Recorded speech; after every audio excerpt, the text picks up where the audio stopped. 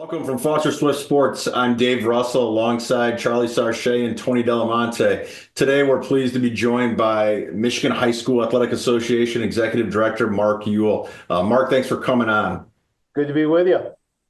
So, some big news out of the Michigan High School Athletic Association this week with some changes in the name, image, and likeness rules as it relates to high school athletes. And we're hoping to get your thoughts on that and get a rundown of what's new and what that means. So we're the 47th state now in the country that's allowing these individual opportunities for individual kids. Obviously this first started in the NCAA space. As things have evolved, state courts around the country and even state legislatures have kind of been following suit. And I think, and we've talked about this issue together before, I think it was always a matter of when rather than if this would ever happen here in Michigan. And 2023 and 24, there was actually a potential state law that was making its way through our legislature. It never did reach the finish line at the end of the session in 2024. But so that was just yet another indicator. And what we heard loud and clear from our schools at that point is if we're eventually going to end up here, the thing that we could live with is individual carve outs for individual students. The one area that was an absolute deal breaker was anything that looked like the college space in terms of groups, collectives, that really is happening in the NCAA space. So it was just kind of a simple intro. That's kind of where we're at. I can tell you that there are some real advantages of being 47th rather than third. There's been lots of lessons that we've already learned from our other state associations around the country. I think the three biggest takeaways are: the first is this will really affect an incredibly small number of kids at the high school level. We've gotten good data from North Carolina. They've got about 11.3 million people. We're roughly a million people less than that. So North Carolina's got more schools, more students. And the data from North Carolina in a given year is they're seeing 0.0012% of high school athletes getting these kinds of opportunities. In other words, that's about 1 out of every 770 high school students in North Carolina. And the average financial number on each deal was $107. So I think everybody hears NIL. Nobody really reads much beyond the headline, and you instantly assume it's going to look and work just like it does at the college level, and that simply isn't the case. And that's why it's great when I get together with good colleagues like the three of you, and we're able to share some information and really let people know what they can do and what they need to avoid. Yeah, Mark, on that point, so what are some of the things that high school athletes can do now? So I think from a parent perspective, the thing you got to do is put your hat on is you really need to look at this like student employment. College NIL, to me, when I think college NIL, I think it's bags of cash, where at the high school level, and a term that we're using with NIL interchangeably, are personal branding activities. And what that really emphasizes is that these are things that students on their own can go out and secure and do. So it would be if somebody wants to hire you and pay you for personal appearances or autographs, if somebody wants to pay you to post about their brand on social media. So for example, I have a daughter who's a freshman basketball player at Grand Valley. So NCAA Division II. Well, one thing that she does to make some NIL money is there's actually a sweatshirt company that she'll post on her social media account for. And every person that buys one of these $40 sweatshirts, her NIL cut of that is 10%. So it's $4. Very modest, very reasonable. But there's an example, though, of an athlete providing a service, making an appearance, identifying or connecting with the brand. And then there's some service that I, as the student, am providing. And then I'm entitled at the end of it to earn compensation. So if you go to our website, MHSAA.com/NIL, we've got a lot of helpful documents where we've got that list of here are the things that are allowed. So it names some of those individual things about being a social media influencer, in appearances and autograph sessions and giving private lessons and sponsoring your own camp. And those are the kinds of activities that are okay. And then it clearly says that there can't be any connection with these activities with your school. So these are all things that are coming from independent, third party, unconnected businesses and companies with your school. There's no connection whatsoever. And it'd be no different. What we've told our school folks is, if you have a student right now in your high school, you're probably not helping them find a job around town in your community. That is the responsibility of the student, to go out and to procure those employment opportunities. And to be honest, professional branding activities works exactly the same way, that the student can go out there and see what's in the marketplace. There's lots of these websites like Open Endorse, just one of these, that a lot of college athletes have used, where they can almost post their profile. They can post, here are the services I'm willing to provide. Is there anybody out there that wants to hire me? But it's not the college level NIL of groups, collectives connected to where you go to school, where you're going to stay in school, or maybe a new school that you could end up at. So, Tony, that's really been something we've been trying to drive hard. So, Mark, obviously these opportunities are going to be kind of few and far between, and for, like you said, individual opportunities for individual kids. But the one opportunity that we've been discussing that maybe is available now for students that we would like to hear from you on is whether, once these student athletes sign a revenue share agreement with a university to play at the next level, are they able to be paid as soon as they sign that, rather than waiting until they get on campus? Yep. So that is one of the changes, Charlie, with us now allowing this with immediate effect. And so, and part of the rationale here is, again, when you're one of only 4 states that doesn't allow that up until last week, the risk that you run is, when you do have those very high profile national type recruits, and again, I'm going to be a little bit of a bubble buster. It's only in certain sports, and truth be told, it's only in certain sports at certain positions. The opportunity that may be there for a 5-star quarterback recruit is going to look a lot different for the kid who's a 5-star offensive lineman, or a left guard, or someone who happens to be a punter or a kicker. And by the way, and those overall opportunities continue to shrink, because schools at the Power 4 level, look at Indiana, they're spending a lot more time recruiting the best kids out of the mid-majors than they are with high school kids. So again, those opportunities are slowly starting to shrink. But Charlie, what we're hoping to now avoid is for that next, I'll just use his name because everybody knows the name, the next Bryce Underwood type kid. What we wouldn't want to have happen is, in a home like that after the student's sophomore year of high school, for it now be family meeting time and say, well, we're here in a state that doesn't allow any of these opportunities. We know in 46 other states they do allow this. Where are we now picking up and moving to? And we wouldn't want to create a scenario where our very top kids, after a year or 2 of high school, are having to move somewhere else. So again, it's not going to affect many folks at all, but the high profile ones that I think will have a big impact, and they can start earning those economic benefits immediately. Mark, what kind of reaction are you getting from coaches in the state? So I think folks that have been paying attention knew that this was coming. Like I said, I mean, this almost became state law back in 23 and 24. And, in every public forum that we have with our schools, I travel the state in our 7 kind of geographic sections. This has been an agenda item of kind of that state of the state presentation I do. Our statewide athletic directors conference, we've talked about it. So those that have been paying attention, I don't think that they were surprised. Now, the timing of this was probably a little bit unique, that it happened during the middle of the school year.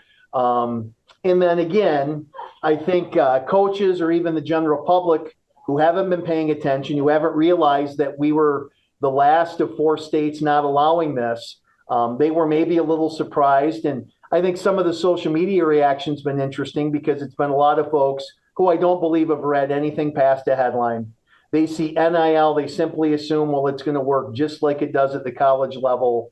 And I think that anybody who's invested 10 minutes of their time to go to that landing page, to work their way through our frequently asked questions, the yes and no guidance, the actual policy, the disclosure form that's a part of the process, I think they've come away thinking, okay, this is much different than what's happening in the collegiate space.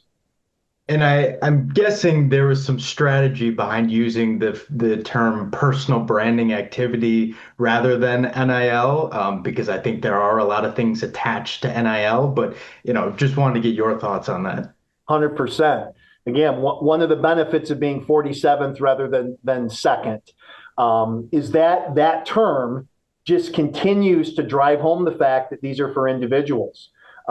This isn't about everybody on the team gets this benefit. It's not about everybody in this program or everybody at this school gets the benefit. It's your own personal brand.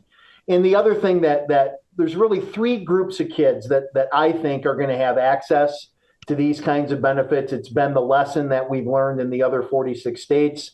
The one group, which we've already talked about, that incredibly high-level recruit in a certain sport at a certain position.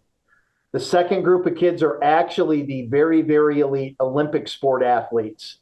There are going to be some personal opportunities for kids who are an incredibly high-level runner, an incredibly elite golfer, an incredibly elite tennis player, an individual sport kid. We're having an individual opportunity with a racket company or with a golf equipment company or with a running shoe company. Those kind of deals and arrangements, I think, will flow quite naturally. And then the third group, and when I say group, it's a very small group, but that kind of third subset of kids are going to be kids, for whatever reason, have thousands of social media followers, whether it's because of kind of that reputation they've built through their athletic achievements, or I think more often than that, it's actually kids who are just really, really clever at what they post and how they communicate and how they message on social media, that they do things that are different and it's very unique and it kind of stands alone in that social media space. I think kids that have that ability, along with the number of followers that they have, it's easy for a business or a company or a brand to come along and say, hey, we could use your help reaching other teenage kids. And by the way, the kid who does that, who happens to be a musician and has his own band while in high school, they're allowed to do that. And just because somebody happened to be on the softball team, that's really the change here with the recent allowance. That, kind of the traditional amateur status rules is you weren't able to do any of these things because you happened to play on an athletic team. And what we've really now tried to do is somewhat level the playing field so that all students walking the hallways are on that somewhat same footing. Mark, for those students and parents that have questions, should those be directed to their athletic directors, or where would you ask them to, where would you send them to? So I think the first spot is that landing page on our site, MHSAA.com/NIL. That answers, first of all, it's got our entire policy. So if somebody says, well, okay, you said no groups or collectives or that kind of activity, what does that really mean? Check out the full policy for all of those definitions and the ins and the outs. I also think for a family that those lists of do's and don'ts and frequently asked questions, and then the disclosure form is right there. So if somebody does get one of these opportunities, you need to fill out the disclosure form. Obviously, the normal information, who you are, the grade you're in, the school you attend, the nature of the deal, the amount, who with, which, by the way, this disclosure form process coming to us was part of the proposed state law that our legislators had in their bill. So to me, that was a pretty strong signal. If we were going to end up here eventually, our elected leaders wanted there to be a clearinghouse, and they very clearly identified us as that. So that has really remained as part of the policy. And then if through that disclosure process, everything appears to fit the rule, we will respond back. A copy of that gets shared with their school. So I do think it's important to reach out to your athletic director for guidance in terms of what the rule is. But I think what folks also have to know, and what parents need to hear loud and clear, is this can't be done by the school. Your school coach cannot do anything in terms of procuring, encouraging, setting up any of these things. Your school athletic director can't. Your school booster club can't. Somebody on your school's board of education can't. There are some pretty big brick walls around the school here because they're individual opportunities. So schools, I think, are really going to move into the education business. Here's the rule. Here's what you can do. Here's what you can't do. But it's just like finding that job within our community that ultimately falls on the individual. But certainly, David, the administrator there is going to be able to at least get them on the right track. So Mark, if I hit it big and I wanted to sponsor some guys from my local high school football team, and I started my own business, and I also happened to donate to the school. Does that cause any issues on this front, or I guess where do you draw the line there? If you're someone who has given $10,000 to that school over the last 4 years combined, you're not allowed to be part of any kind of personal branding or NIL opportunities. So in that situation, if somebody is already being a supporter of the school's program and they hit it big and they have even more resources, I think the conversation with the school is please continue to support all of our kids, continue to support all of our programs, or that one program that you've been a loyal supporter of the last 5 years or 10 years. Because when you now make the decision to get into the personal branding world, and that's where you want to live, you're now going to have to pick an individual or two, and it can no longer be for the entire group. So I think a lot of these community connected businesses or even individuals who have been supporters, I think there's a real downside into taking your resources and now putting those toward one or two kids rather than the whole. And that, by the way, has also been the feedback and it's been the experience of the other 46 states who have beat us here.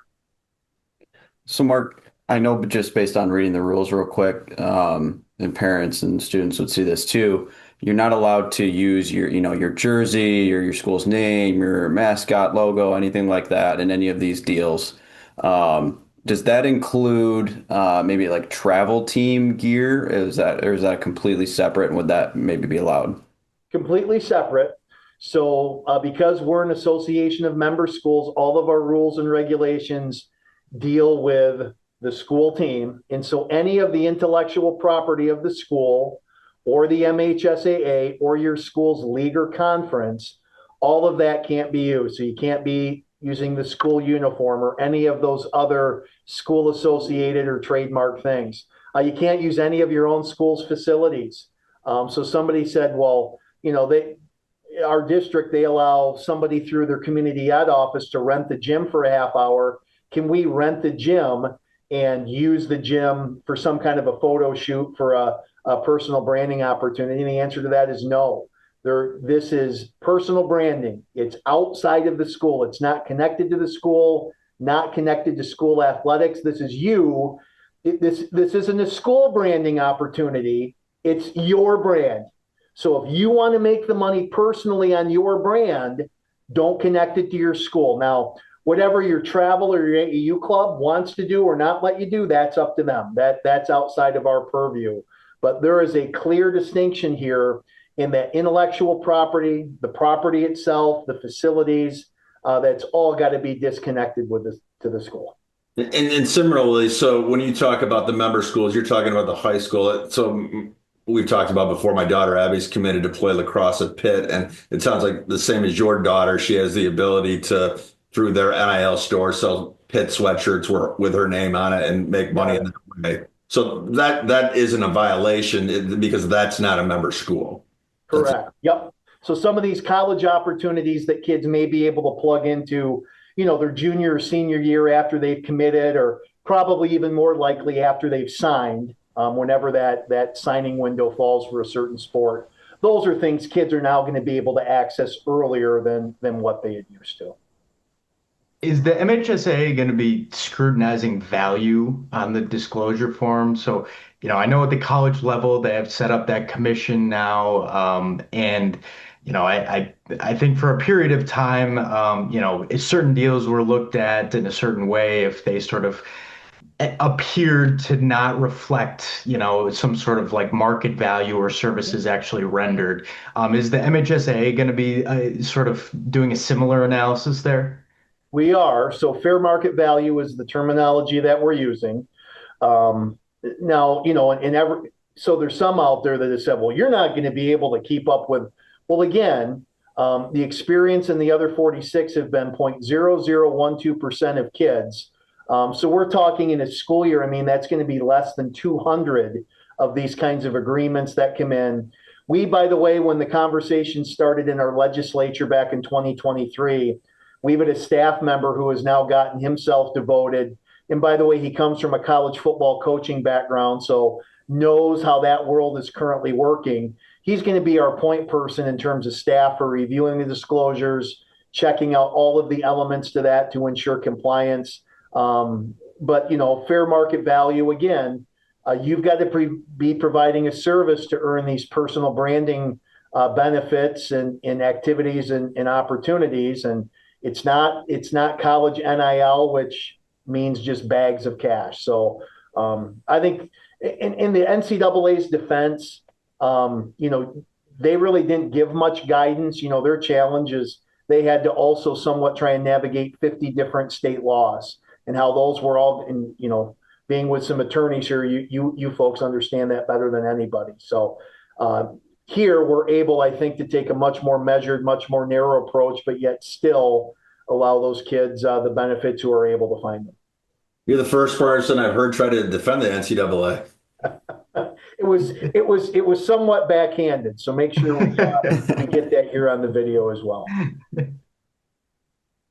So I guess we'll wrap up here shortly. We appreciate you coming on for sure. Are there any other rule changes on the horizon? We've had the privilege to talk to a lot of different high school coaches, and we've heard some of them, talk about they wish they had the ability to play schools outside of border schools without a waiver, or play TV games, things like that. Has there been any discussions of any of those types of changes? Well, I think some of those coaches need to become a little bit more educated. So our current competition rule is currently Michigan schools can play any other school in the country. The only catch is they need to come either here to Michigan or you can play them in a border state.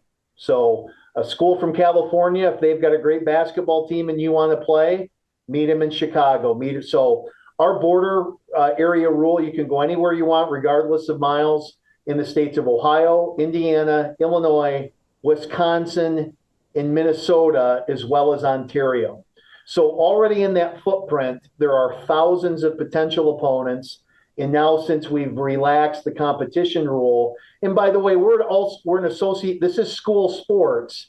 And so we've got superintendents and principals that sit at our decision-making table.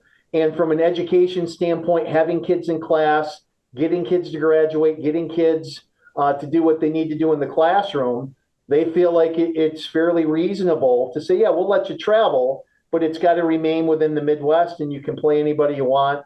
And this modification that we've made here really since COVID has really been pretty well accepted. And then the other part of this, I mean, right now we're part of a national high school network. And so, parents and grandparents, aunts and uncles, friends from really all over the world have a way to watch our kids play. And in almost everything that even the TV companies are doing now at the high school level, it's all streaming. So I do think that really since COVID, we've kind of caught up with other parts of the country. And I think our kids have the ability right now to compete with kids in any other state and any other part of the country on equal footing. So if let's say IMG wanted to come in and play a school in Michigan, they'd have the ability to do that. And if they were lucky enough to have ESPN that wanted to broadcast that, would they have the ability to do that? So IMG actually came here. They played Orchard Lake St. Mary's a year ago, and I want to say they played at Oakland University, if I'm remembering that right. So IMG is a member of the Florida State High School Athletic Association, which that fits with our rule, and they can come up and play. Now, when it comes to television, if it's a national level broadcast, there's some additional requirements that are put on that. But like I said, there are lots of ways and lots of platforms for that competition to be shared and streamed all around the world. And the other part of it too is ESPN on their linear channel really is getting out of the business unless you're one of these. And I'm sorry, some of these high schools are no more of a high school team than I am an Olympic pole vaulter. Those tend to be the kinds of schools, these academies that are ending up when ESPN does have the occasional game. Rarely are they really including kind of traditional high schools as we know it, and we're going to try and remain loyal to that brand of school sports. Well, great. Well, thanks so much for coming on. I think you've answered a lot of questions. Obviously, this has got a lot of media this week, so I'm sure you're busy, but thanks for taking the time, and hope you'll join us again soon. Good to visit with you guys. Thanks very much.